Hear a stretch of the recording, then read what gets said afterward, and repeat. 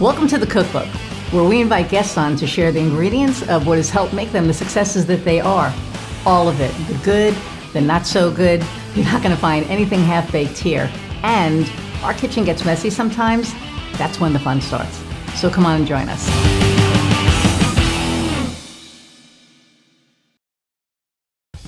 Hey everybody, and welcome to another episode of the Cookbook. I'm your host, Iris Goldfeder, and I am so crazy excited about my guest today because not only is he a guest and becoming a good friend, he is also our very first sponsor, Inovia Behavioral Health.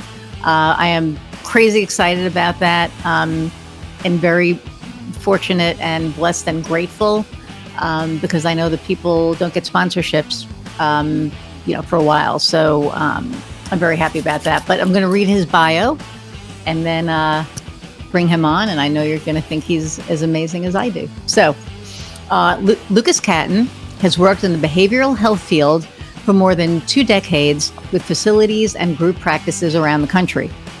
He has helped establish and grow multiple programs and has served as a consultant and strategic advisor for many others. His vision to create affordable, accessible help to assist everyday people lead happier, healthier lives continues to shape the future of Inovia Behavioral Health. So without further ado, let's meet Luke. Hey, Iris, how are you doing? I am wonderful. How are you? I'm doing really well. Thank you so much for having me. I'm looking forward to this conversation again.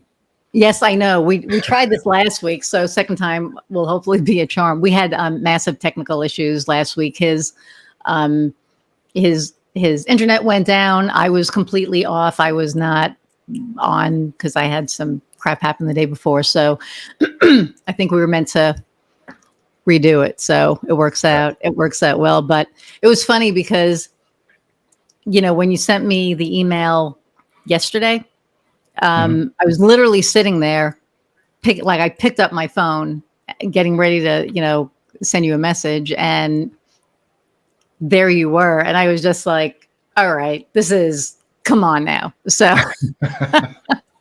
I love the when that timing happens. I know, me too.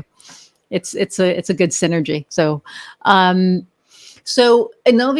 behavioral health, and I'm actually glad too that we did get to do this over because I got to look into it more, and it is so awesome. And what I really like is that when you click on, and I'm going to explain this all to you guys or to everybody as we go on, but when you click on groups, it actually shows what's going on that week.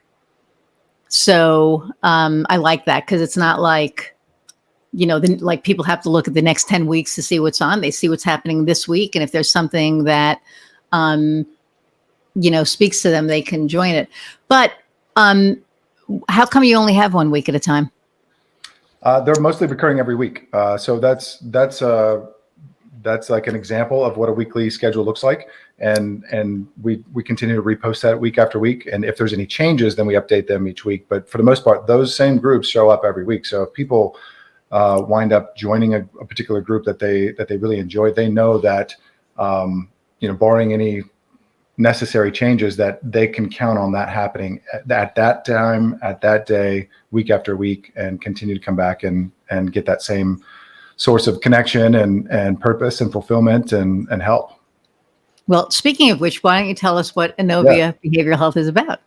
Absolutely. So Inovia is a prevention and maintenance organization. And what it was designed for is that, all of us need help and support in our lives at some point. And whether we're going through a difficult situation or we're needing encouragement and support for something moving forward, and really anything and everything in between, it's designed to be able to help walk with people throughout life and providing support for that. And how that looks for us is we have a wide range of educational, experiential, and therapeutic support groups that help target different things that might be stressful or things that can be enhancing for our lives, so that when people start to feel better, like that's our tagline, is to feel better. And when people start to lead happier, healthier lives, they show up in the things that they do or that we do. We show up better in our relationships at home and at work and at school. We are naturally kinder for things and less irritated. We perform better in so many different areas. And so that's what our goal is how do we take a cross section of society, provide various levels of support, and so that that people can have connection as well. You realize that you're not the only one going through something, that there's somebody else who's doing it and experiencing that also, and all led by live facilitators who are expert in their topics. Which is fantastic. And, it's the fact that this tool, because it is a tool, right, is out here, I think is amazing.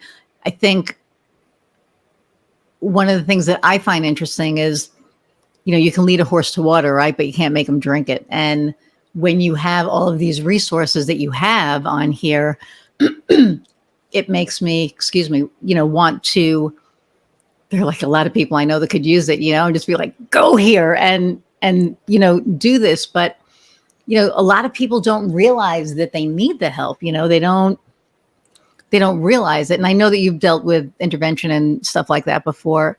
How would you suggest somebody, if I know somebody who I know is going to get a great benefit out of this, but I know that they're really resistant to thinking that they need help or admitting it, how do you guide them towards that? Is there a way to, in your mind or in your opinion, and I'm just going to say these are not medical,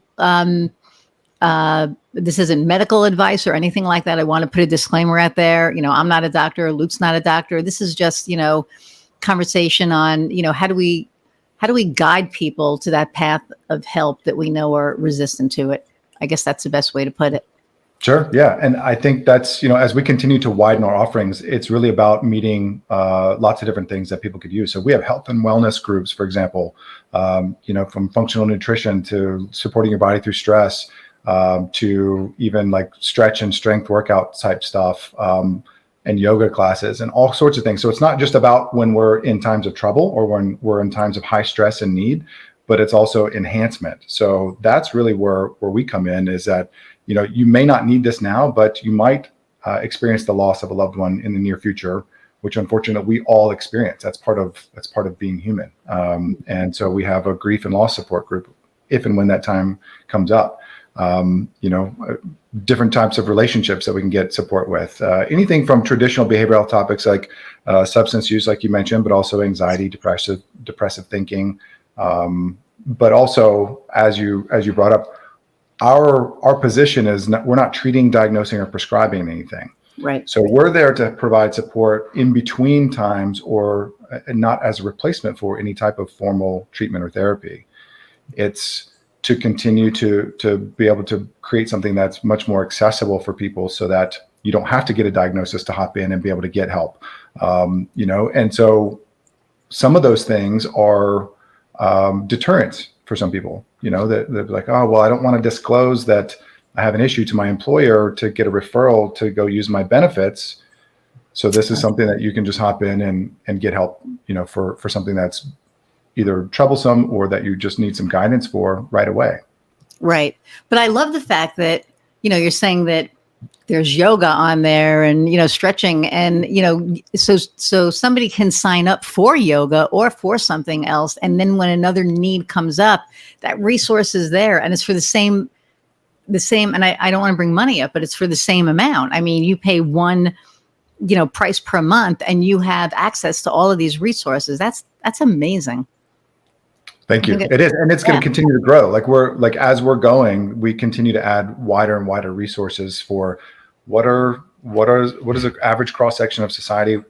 What does it look like for all of us to receive help? And it came from not only, as you mentioned, like working in the traditional behavioral health field, formalized levels of care before, but also, going through different times of stress in my life and going, okay, when I went to what a lot of us do,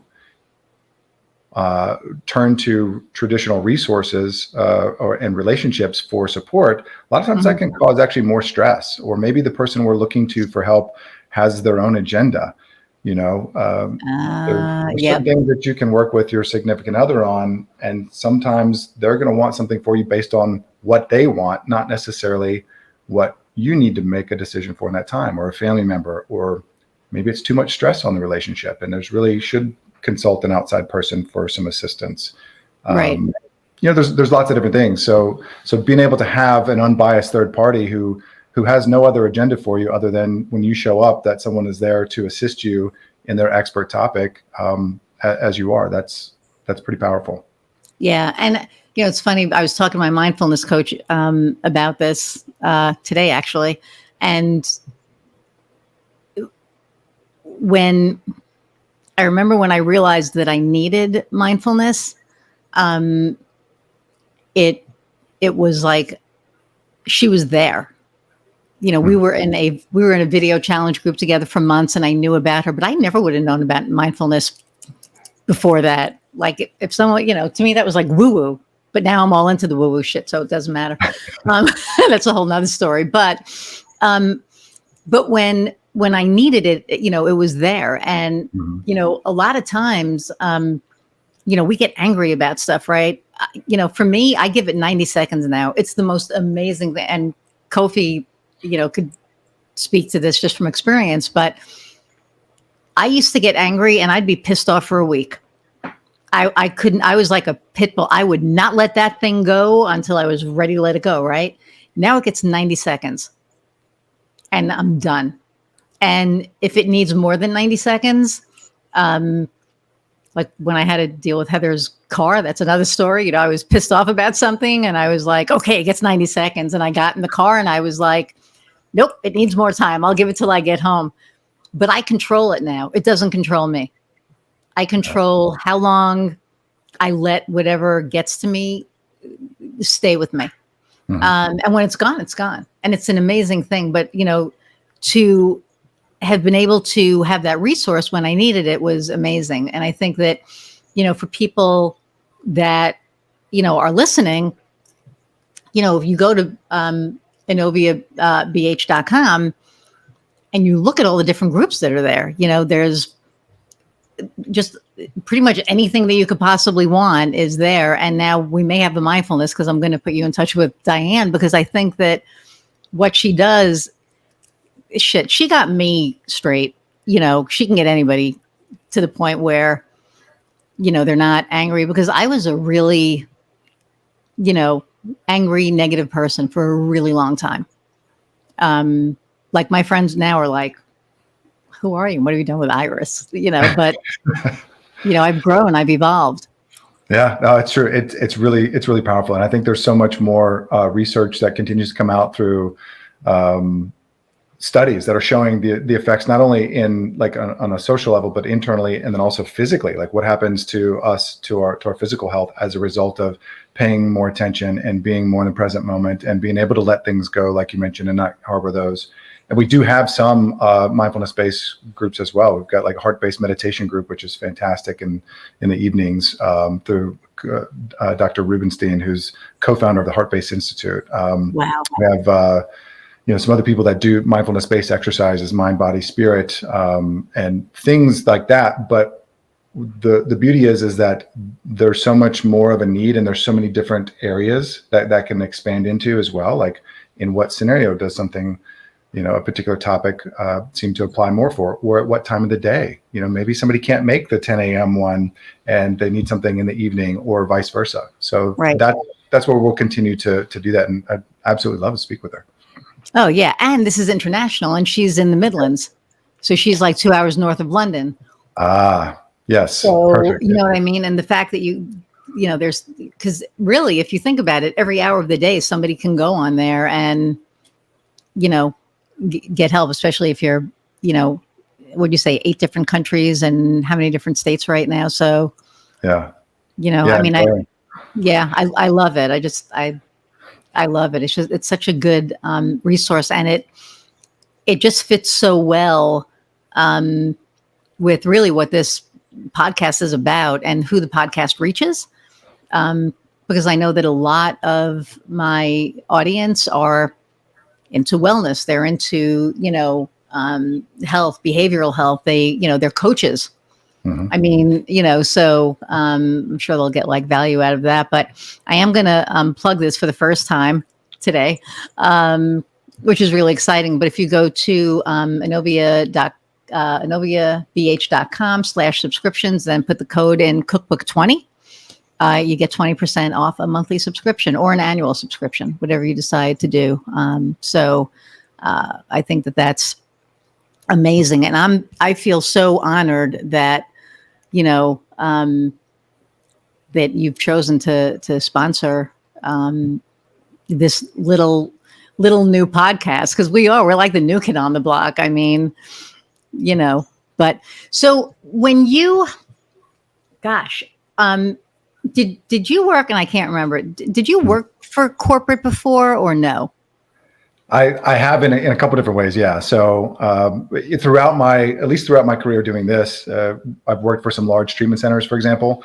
And so we had that corporate hierarchy, and I've also done consulting for facilities that are, and networks of facilities that are very much corporately owned, including some that are like publicly traded. And it was, there's a little bit different flavor to it for sure. Yeah. So what was the point that you decided I'm going to become an entrepreneur and just not do the corporate thing anymore? There's been a few times where, I'd go back and forth with that, but I had a good example in my dad growing up, who he very much embodied that spirit and did things on his own and helped build some companies. And that was something that I got to see and experience, which was very cool. But, I sort of had that, I don't want to say rebellious in a negative way, because that's not the way I look at it. But I had this sort of feeling that there were many times where I felt like I was the exception to a rule, to where everybody else needed to go left. It was okay if I went right. Things like that, where I didn't have to always follow what everyone else was doing, and that I valued, I guess, my intuition enough, and have learned to continue to listen to that more over time, to go, you know what, I would love to do this, but here's how I would do it. And I'm going to take a chance on myself. And so that's sort of how I would go. And it's scary and fun and exhilarating and terrifying all at the same time. It is. I remember the first time I did it because I wanted to. The second time, which is gas stove, I did it out of necessity. It was like I got fired from a certain cable company. And it was weird. It was because, I wouldn't conform. And I'm a nonconformist. I don't believe in, following the pack. And I think that's, I think we have an entrepreneurial spirit. You have to have that spirit, right? And I think at this point, right, we're all unemployable. I was talking to some friends at lunch today. I'm like, I could never work for somebody again. They'd be like, do this. I'd be like, screw you. You do that. That's not what, I mean, there's just like, no way. Or I'd be like, why are you doing that way? It's questioning, right? Yeah, exactly. Exactly. Right. So everything happens for a reason. I really, believe that. So, but what I find really interesting is that especially from where you came from, because there must be a hell of a lot of red tape and a lot of, hoops that you have to jump through in that field to get things done. So I can definitely see it being like, yeah, we're going to do it this way. So for somebody who is either thinking about becoming an entrepreneur, or they, like me, out of necessity, they're trying to figure out what to do. What advice do you have for somebody who's in that position? I think a good litmus test is checking your risk aversity level. Like, how risk averse are you in general? And if you really lean heavily toward the security side of things, and that, that too much risk it gives you too much anxiety, maybe it's not for you. That, maybe there's something a little more secure or stable that way. But if you get a good level, a healthy dose of anxiety when you think about going out on your own, or bringing your vision to light, that kind of thing, and you're okay with failure, because as we know that, nobody has 100% success rate in in doing this, and we all have failures along the way. And if we're afraid of failing, and that's our reason for not doing it, then no, that we're not entrepreneurial in that regard. We're all afraid of failing, but if the notion of failure isn't enough to impede us, and in fact is a challenge, and realize that there's something that could be learned if there is a failure along the way, and that you have this drive to go, no, I really need to see this happen, then, and your risk aversity is not as high, then you gotta go for it. There you go. And I always say failure, and I know there's a saying, and I always screw it up. I think it's first attempt in learning, right? So we really don't fail, we learn. And when we don't learn, I'm not going to say we fail, but it's like, insanity is making the same mistake and expecting different results. But if you learn from it, then it's a lesson. And, I think that we have to learn from, God, I don't even know how many times, I can look back on something and be like, oh my God, what was I thinking? Like, why did I do that way? But I've learned, and I know, that didn't exactly work the way I thought it was going to do. I probably shouldn't do that again, and there are times where, that mistake that you made, that road it's very familiar. So you're almost about to go back down that road. And then you're like, no, wait, that didn't work last time. Let's try something, different this time. So, but yeah, and I think a lot of people, there's also like like not a miscommunication, I can't think of the word right now, but they think that they're like, woohoo, I'm an entrepreneur. Woohoo, I'm going to make all this money, and woohoo, I work for myself. And it's like, oh, you are going to work for yourself. It ain't easy. And it's not, it's not like you just started your business and, you are an overnight success. That is not how that works. Right. And I remember I was talking to somebody, they asked me to do a sponsorship. And I always ask for sponsorships for my not-for-profit, but he was doing something, and he goes, so can you guys do like a $5,000, sponsorship? And I went, no. And he goes, oh. He goes, you want to do more? I'm like, no, no. And he's like, well, you have your own business. And I'm like, that doesn't mean I'm rich. I'm like, I'm paying my bills and I'm getting by, I'm doing okay, but I don't have $5,000 to drop. My wife would kick my ass if I gave you $5,000 for, sponsorship, whatever. And it was just so funny because people, they just think that because you work for yourself that you are rich, or, that they're going to become rich like that. And I really try and, guide people and be like, that is not, don't fool yourself with that. It's going to be a lot of work. You're going to be working. Mm-hmm. The saying is, I'd rather work 100 hours for myself than 40 hours for someone else. And that's about where you're going to work in the beginning. Right. It's probably about 100 hours, right, to get stuff done. Yeah. And on startups, like that's one of the things that I've enjoyed myself is like, even as a consultant and helping other people start businesses and helping their, like, sort of bring their ideas from just an idea to actually a stable money-making business on their own. That was part of that creative process that I love. But I'd always have to caution everyone, like, look, you're probably going to be working X amount of days, weeks, months, or years, basically for free. So you need to make sure that you have enough, that you want this bad enough that you're willing to work for free while you're paying others to work with you or for you as well, until you can see this vision come through. And because a lot of times it is that. And right. People don't realize how much sacrifice goes into that. Recently I had a conversation with somebody who was considering leaving a corporate job and was complaining about their boss. And I was like, yeah, but do you realize what that person did to get to that point? And are you willing to do those things to be your own boss? And if you are, then I'm behind you 100%. But if you're not, then maybe you're not as ready for doing your own thing yet, Right. And that's the thing. I mean, you really have to have that mindset of, this is going to take a little bit, and it's going to take a little work. You were while you were talking, something went through my mind. When you first started, Mhm. did you have that safety net, or did you just go, I don't want to do this anymore, I'm just going to do this thing? There have been a few times. I mean, yeah, there have been a few times where I've had to figure it out along the way. With Inovia, I'm so all in on this because I feel like this has been literally 2+ decades of experience and work to go. This is where I feel that I have been called to be doing this at this time, and I love seeing this come to fruition. But other points in times where I've started other businesses and things, there was not a safety net in most of those things. It was like, oh shit, now what? And figure it out, because I was determined to do that. And there's a couple of them. There was another time where I did have a safety net, and it was great.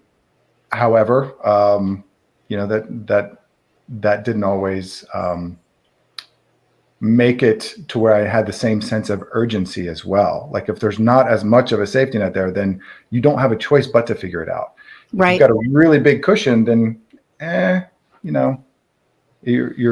stakes aren't as high.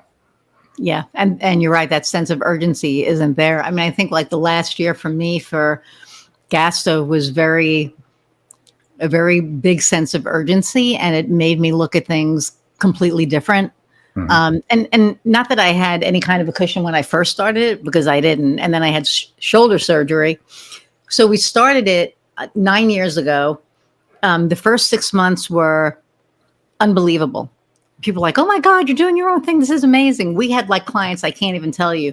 And then in January, I had to have shoulder surgery, and I was down for,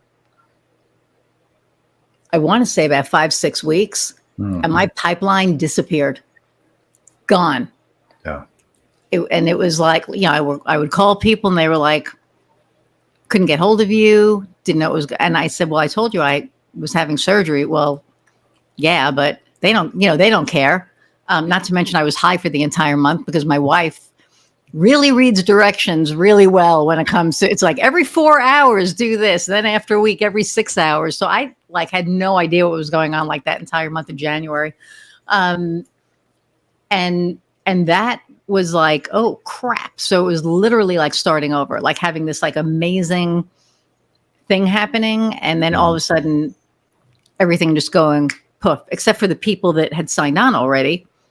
But there was nothing new coming in. So I had to like really bust my butt. But this year, the really interesting thing was the way that as soon as my mindset changed, that, I'm doing it differently this time. Mm-hmm. I'm not just going to work with anybody, because not everybody is the right client. I mean, as much as, you're like, oh yeah, I'm going to work with everyone and help everybody, you can't. Right. And so I don't work with people unless I know that I can 100% help them and get them results. And that changed everything. It completely, where in the beginning it was like, okay, I'm going to work with you. I'm going to work with you. I need the money. We have to build our coffers up, whatever. And this time it was like, nope. And Skylar agrees, nope, we're not going to do it that way. We're going to make sure that the people that we work with are going to get results, and that, I can help them succeed. Yeah. And whole different ball game. So with Inovia, how many people are on your team? Like, are you in all different states? Or are you based out of one state? Like, how does that work? Well, we are. So I'm in Atlanta. I'm in the Atlanta area, and we do have some team members here. We have a physical office that we're opening here as well, where people can come in and attend events and attend groups that are part of that. And we're going to continue to open up additional offices around the country and around the world. But we have our entire Spanish platform, which is separate from our English platform, and that's run by a man, Bernard Schieber, who is he's a master counselor, coach, therapist, trilingual plus.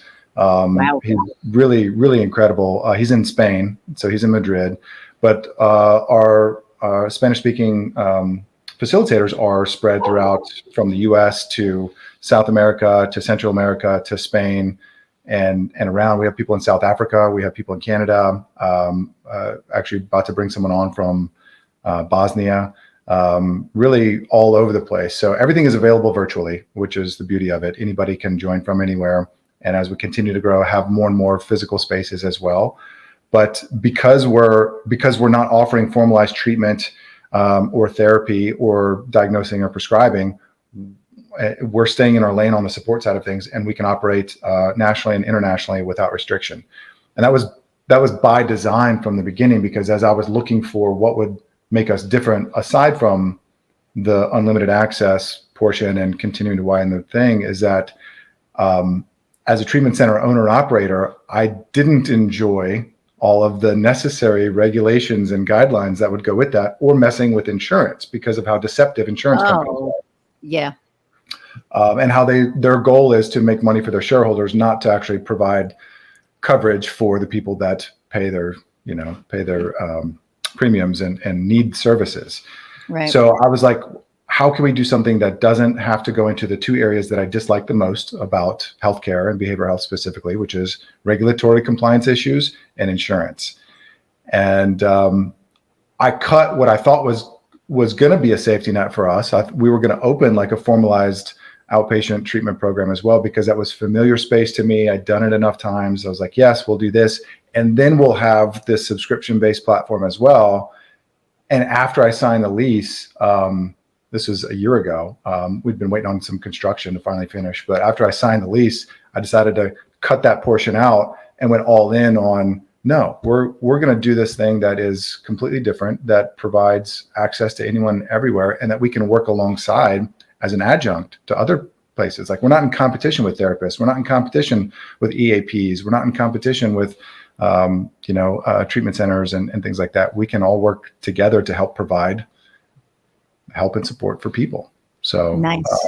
Yeah. Sorry, I went off on a little tangent there, but that's no. I mean, that's your passion showing, though, right? I mean, and that's why you're doing this, is because you're passionate about it. And that's, I think, what really speaks to this is, why you started it, where you do get passionate about it. So don't apologize. I think it's, I think it's neat, and I think it's part of it. But I love the fact that, because nowadays everything is remote pretty much. Mm-hmm. I mean, COVID is, horrible as it was in some ways, in other ways, it changed the way society does business. I mean, it really has. Everything's been like, where you had to have in-person meetings now, or if you had to have a meeting with somebody out in California, you could just Zoom, save the money on the airfare and Zoom, unless it's like something, like a new client or something like that. You don't have to do it anymore. You could do this, you talk to somebody in Hawaii. I have a friend, 2 friends in Hawaii now, speak to somebody in, Bali or wherever, and it can all be done this way. So all of these, groups that you have are virtual, and it's just, it opened up a whole new world.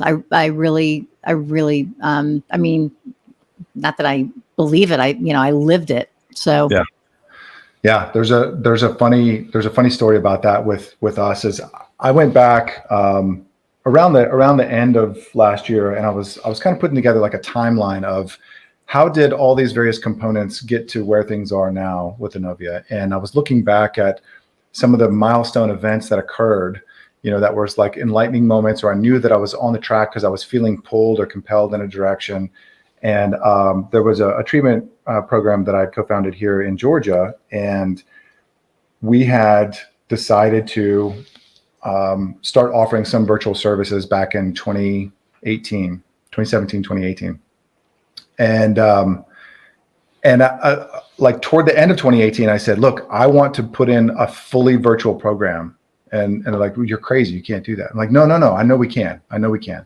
So we did. We figured it out, and we put together a fully virtual program more than a year before COVID hit. And one of the state inspectors who comes in to do annual inspection, as they do, said, wait, you're doing what? You have virtual services? I'm like, yes. He says, well, there's nothing in the state code that says you can do that. I said, no, but there's nothing that says we can't either. There's nothing banning it or outlawing it. This was totally within our realm.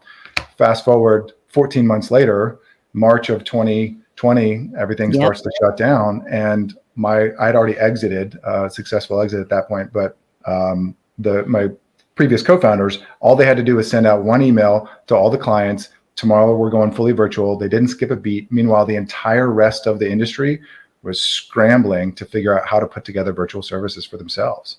Wow. And so you were ahead of your time. Yeah, and it was just one of those. I don't know. It was one of those lucky things. It was learning to go back and like paying attention to that, and some other things were part of what I said, that like building this, I guess, greater sensitivity or inner paying attention more to personal insights, and like listening to that gut feeling and going, when you should or shouldn't, like you said with some of your clients, like, no, I'm not going to work with some clients now, because if you feel that you can't or shouldn't, then don't. And if you feel compelled in another thing and know that's going to be difficult, but you got to do it, then you got to do it. And there were so many times where I've not paid attention to that gut instinct or that inner, wisdom or insight, and realized, oh, that's when I saw some issues that wound up sinking something or becoming and other times where I did listen to it, where it was successful, I go, I really have to pay attention to that more now. Yeah. And when you feel that, go with it. Yeah. Because more times often than not, it's right. I mean, I remember I used to get that feeling and be like, it's agita, whatever, just like kind of, blow it off. And now when I get that feeling, every time I listen to it. Skylar's being very vocal today. Sorry. Well, it's nice here. It's nice here today. And we have a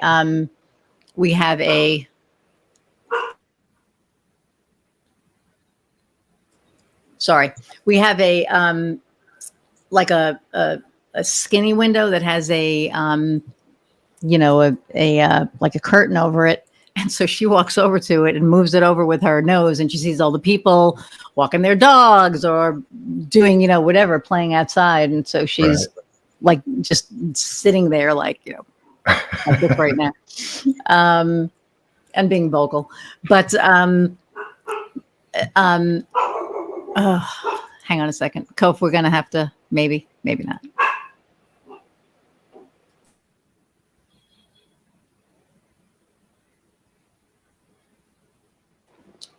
So this is going to be a little weird, but when she was a puppy, we were watching Star Wars, and she wouldn't listen to me. Like no matter what I did, she wouldn't listen to me. And they were speaking some kind of a language. So I did the language.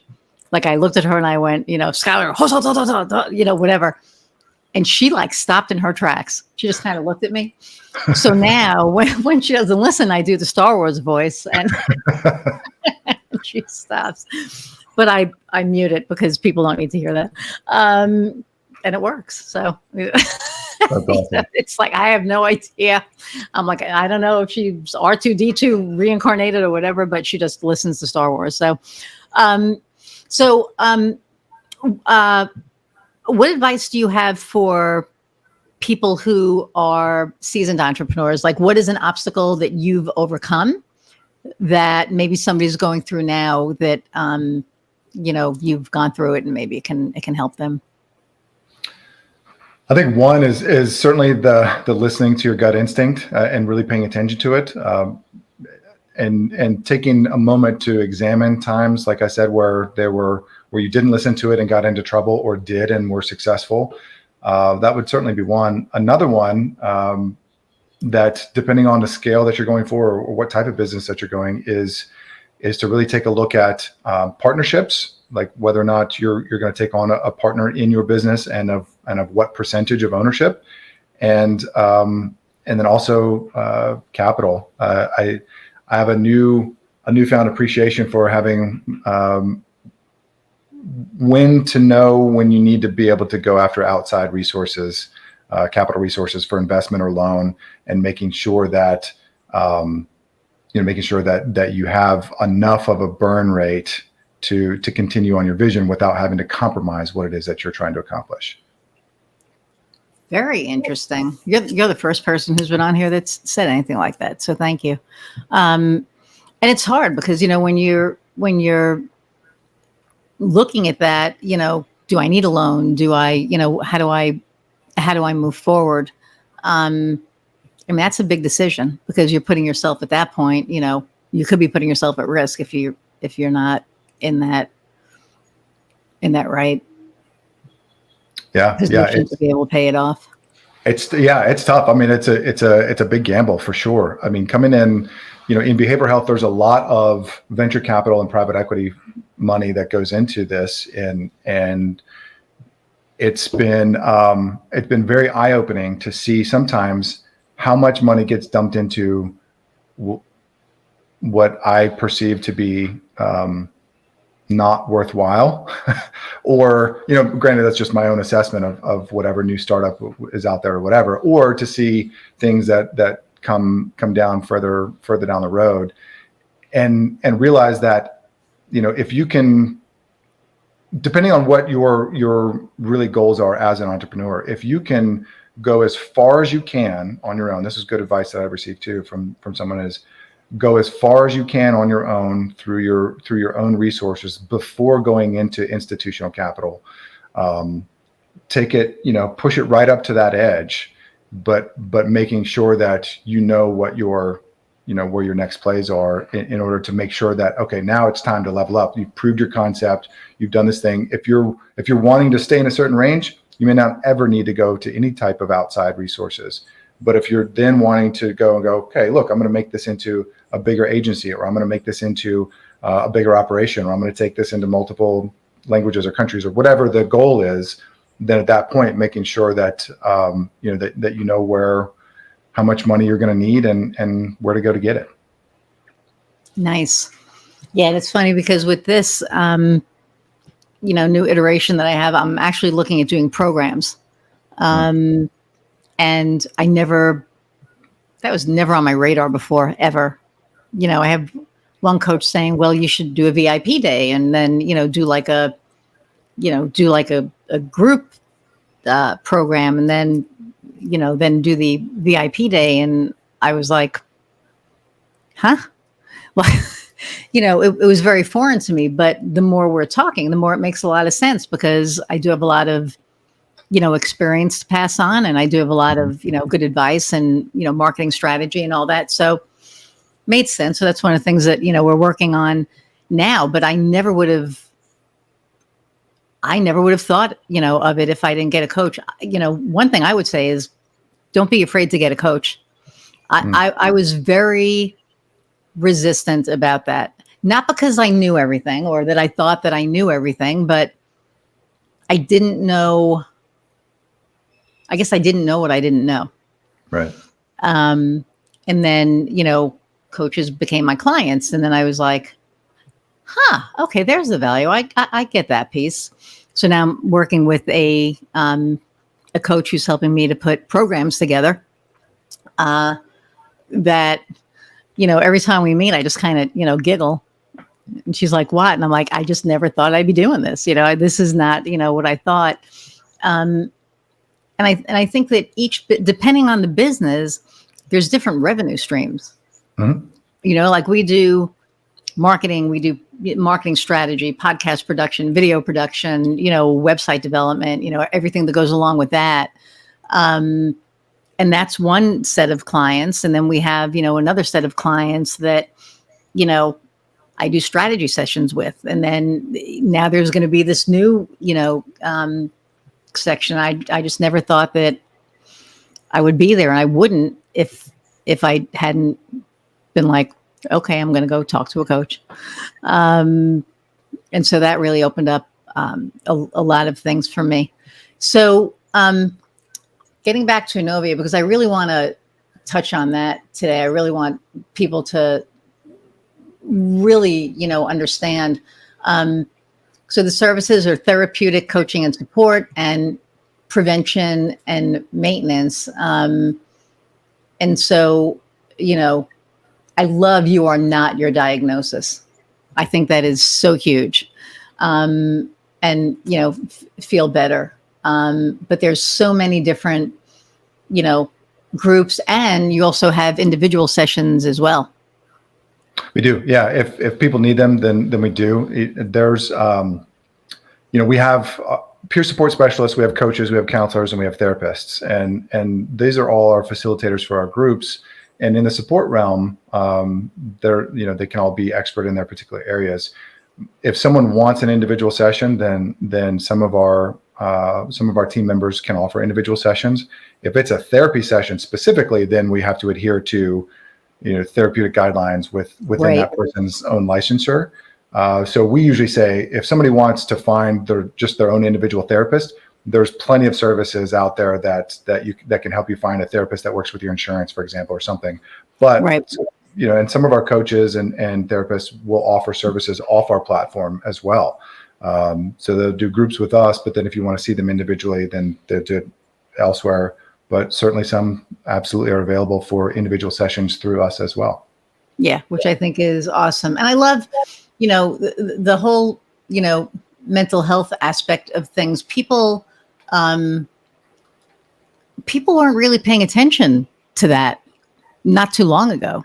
And I'm really going to say probably before COVID. I think another thing COVID did was make people really, aware of what mental health issues can do.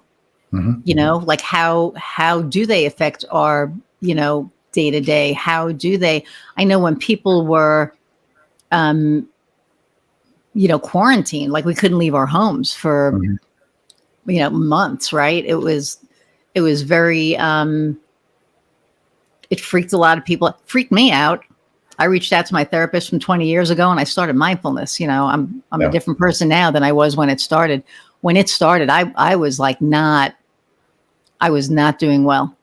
And I wasn't doing well because I couldn't control what everybody else was doing, how everybody else was handling it, how the government was handling it, how, when you have a book on how to handle a pandemic and then you throw it out, that kind of makes me a little nervous. So I wasn't doing, I wasn't doing too well.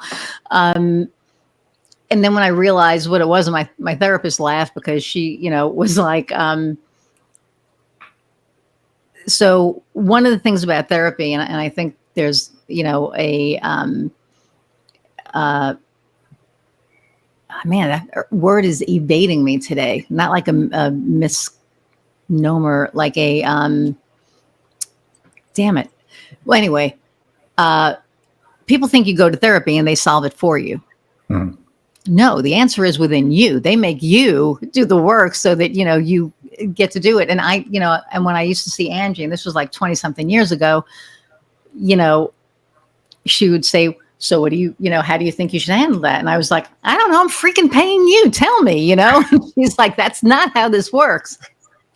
So when I reached back out to her, when COVID hit, we were doing virtual and she called them my light bulb moments. Like she could tell when I got it. And after 3 sessions a week for a month, like I saw her 12 times, I realized that what was freaking me out was that I could not control anything outside of my space. What I realized was I could control what happens in my space. And my wife, unfortunately, she's an essential worker. So she had to leave every day. So then we had rules, and I was psychotic about it, but we had rules. Okay, I probably used that word wrong, but I was a little, very intense about it. It was like, before you even come in the house, take your clothes off, throw them in the washing machine, go upstairs, take a shower, and then come into the common space because, she works in a steel mill. There's only a certain amount of safety that you can exercise there, right? Because you're working with steel. So it took me a while to get over it. But when I finally did, I was like, okay. So I was fine, controlling my thing. I was like, we need to move into a bigger house because where we were, it was a smaller house, but our backyard was against not a major road, but major enough. And I was like, not doing it. So we moved. Now the woods are our backyard, and it's all nice. But it was really, really stressful. And I'm so grateful that she was there for my mental health, and my mindfulness coach was there. But I think a lot of people that I spoke to really started focusing on mental health. Employers started focusing on mental health, Mhm. the Yeah, mental health of their workers. very Some much of them so. were like, you have to come back to work. And they're like, I'm not coming back to the office. If you don't, then you don't have a job. I mean, so it was interesting. There were a lot of different interesting things that happened during that time. And I'm glad that we're pretty much out of it. I mean, Yeah. it's still there, but it's not as uh, as rampant, and not that it's not as dangerous, but I think it's more controllable now. Speaking about going on a tangent, that was my tangent for the. No, you're good. You're good. But it's true. It's true that entire experience that the world felt and has been through over the past 2.5 years, almost 3 years now, it did a few different things. One, it forced people to examine their own happiness as a whole. Like, am I where I want to be? Am I doing what I want to do? And that caused a lot of shakeup. That also post that, in terms of all the stress that everybody had been under, and all the financial difficulties and work related stuff and family related stuff and all the things that happen as a result of that. And there's a lot of research that we don't have to go into, but that also made it to where now people are willing to discuss it more and openly say, well, yeah, I go see my therapist for this, or I've like you said, businesses now. In fact, that I was recently had a meeting where it said that, like, the number one concern for employers is employee mental health now. Like, how do we continue to make sure that people have support? How do we make sure that they feel like they're valued in our company? How do they make sure that they know that they can get this extra help if they need it? Right. And how to make sure that people are also productive, because if you don't pay attention to it now, then you realize that they're going to have higher turnover, because people are going to go to other companies that do, or they're going to do other things that allow them to to have a better handle on their mental health as a whole. And Right. and so it becomes this thing that's now out front that people are able to discuss more openly.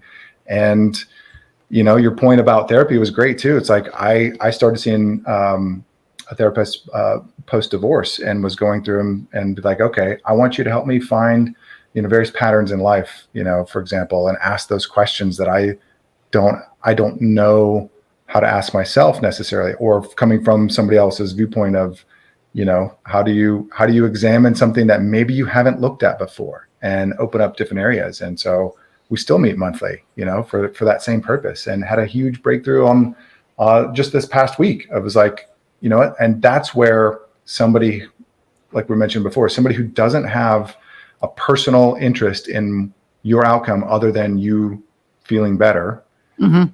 such as a coach, a counselor, or a therapist, and peer support specialist, is that's part of the value that they bring, is this outside perspective that is in line with their training to help you do better in life. Right. Yeah. And when you have those breakthroughs, and we'll talk about this offline, but I had a huge breakthrough from a mutual friend of ours. Like, he really helped me, because everything that we do, all of our actions, and not everybody has, I had somebody say, well, not everybody goes through trauma when they're young. You do. There's some, there's people have perfect childhoods, but there is one point in your childhood that paints not the picture, but lays the path for your adulthood. And if it's a traumatic thing, and you don't address it, it will continue to manifest itself in ways that maybe aren't that good. Mm-hmm. and if you haven't had a traumatic experience and, you've gone through, I still think that there's always one pivotal point in our childhood that just kind of does it. And he helped me realize, I was abused. And how did I react when I was abused? I ran away. And when I realized that, I looked at every single decision that I made in my entire life. And it was from that moment. What did I do when things got rough? I ran away. What would I do if I was in a relationship? Well, everybody always leaves me, because there was that also, right? So everybody always leaves me. So I'm going to do something to make them leave me first. So it was like all of this stuff. And to be at the place now where I can look at it and everything makes sense. It's like every single decision I've ever made makes sense. And to know I don't have to do that anymore. I don't have to run away. I don't have to push people away. I don't have to do any of those things, because, I went back to that 7-year-old and it was like, hey, you're going to be okay. You are loved, and I got to kind of go back and, kind of give her a hug and tell her I love her. And, it's going to suck for a while, but it's going to be okay. And it was huge. Yeah. It was, and it changed. Like I said, it changed everything. It changed the way that I was looking at things, the way that I was allowing people to treat me. All of it changed. And, actually over a year later, I'm a different person, completely different person. And it's awesome. So it's very, very freeing. Yeah. Oh, that's fantastic. Yeah. And people shouldn't be, ashamed to, and I think you're right. They're not anymore. They're not ashamed to talk about it anymore. They're not ashamed to admit that they need, help anymore. Of course there are some, Sure. I'm good. Right. I don't need anything. Right. Fight through right. it. Some of the messaging that we've received, especially in a lot of like male dominated circles, that's the reaction is suck it up, and some of it comes from like World War II era, where that's just, people coming back from war or coming back from Vietnam. And when a lot of these things that were put in there, and then also from an educational standpoint, we get into a whole lot of social things, but you're right that everybody experiences things in their life, especially as kids. And like from a trauma perspective, whether they call it like a big T or a little t, like really big significant events or a series of smaller events that add up over time, but that we all have traumatic things that occur in our lives, and the trauma itself, and I'm not a therapist, but the trauma itself, that is, it's more about how we respond to it. Like you said, like your realization, your insight that occurred through that process, and what you didn't change what happened. It changed how you now respond to it. 100%. Really good people who are really well trained in working with trauma that can help people address that are just incredible. So I think that's really cool. Thanks for sharing that story too. Oh yeah, no, he and I remember when, well, him, and his style too. So, he's like, don't be a dumb fuck. Think about it, stop it and think about it. And I'm like, oh my God, really? Which is but a little bit unconventional, but yes. Yes, it is very unconventional. Don't try this at home, kids. But it was just the relationship that we had. And anyway, we'll talk about that another time. Yeah. It was just like so funny. But so I know that, Inovia is this like great thing, and it's growing, and, it's this amazing platform. Why would somebody choose Inovia as opposed to a different platform?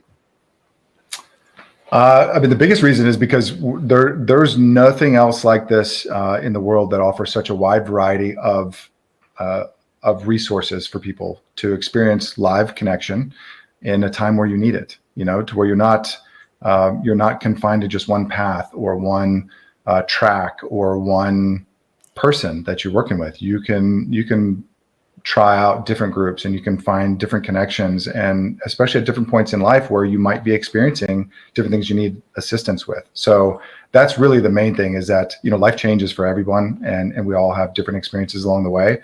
So why not participate in something that can help fuel when you're doing well, and then help lift you up when you're feeling down, and whether you're coming in at a higher level or a lower level, it's all being progress and help. And it doesn't have to be like, oh, I'm joining this because I have such and such diagnosis, because we don't look at that. We're looking at, these are the topics, how can we help provide support? And when people need that, then we outsource and refer, like, hey, look, here's a wonderful referral for a therapist, or for a treatment program if that's what's needed, or for an EAP if you need to speak to someone work related, or for these other resources that just aren't what we do. So they can come in and not have to go through those same barriers, and it's at will. So if you want to attend, if you got a week off and you want to attend 40 groups that week, then have at it. If they fit for your life at that time, we're not going to restrict that. Right. And that's amazing. And, I'll say another thing is that, other programs, charge per program. Right. And you don't. You charge per subscription, and that subscription includes all the programs. So you can get all the things, that you want in one spot for one. I think that's amazing. I mean, that's just, the fact that you offer that is just phenomenal. So again, I'm gonna, say, InoviaBH.com/subscriptions, and then use the code Cookbook20, and you'll get 20% off your monthly subscription. And your monthly subscription opens you up to just a plethora of services for wellness. So check that out. And then just check out InoviaBH.com just to really learn more about it.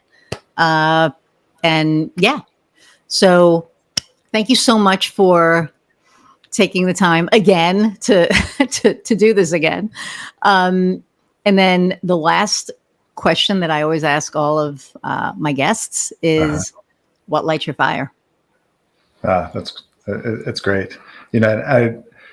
I knew this was coming up, obviously from before. So I'll say what I said before, but also there's one other part that I wanted to add.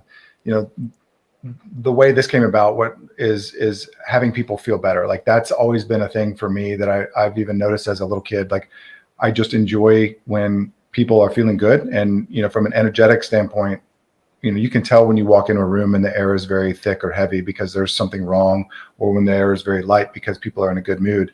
And feeling better, I think, is something that we all deserve. And so that is something that really lights my fire, is people feeling better. Totally opposite from that is real estate. That's what I said before, is I love real estate. Like, if I have the number one time waster that I have is looking at real estate online, and it's ridiculous. That I do this. But even as a little kid, like, I'd walk in and walk through new construction and point out things from floor plans and stuff like that. But I also get to do it like on the business side of things. Like, I get to do floor plan stuff for space planning for businesses and facilities and offices, and I just love everything about real estate.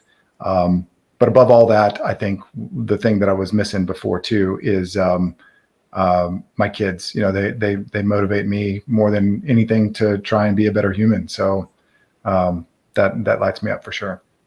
That's awesome. Cool. Well, thank you again for being here. I'll be right back. I'm going to say goodbye to everyone. So everyone, thank you so much for hanging in for an hour plus again. Although the last one was an hour and a half, so you really, really hung in on that one. But this one, thank you so much. And go check out, InoviaBH.com. Also check out InoviaBH.com/subscribe and use the code Cookbook20 and get 20% off of either a monthly or annual subscription. This is an amazing just an amazing service. I wouldn't be just because they said, hey, you know, we want to sponsor you. If I didn't believe in it, I wouldn't be talking about it. So I believe very deeply in what they're doing and their mission. I think if you check it out, you know, you may get some value out of it as well. So thank you again. Don't forget to subscribe. When you subscribe, you get notification of you know, when the next podcast is. Like, share if you've gotten any nuggets out of this that you think, you know, your friends could, you know, glean some really good info out of. Share it, spread the word, spread the love, and go out and go out and find what lights your fire. Bye, everyone.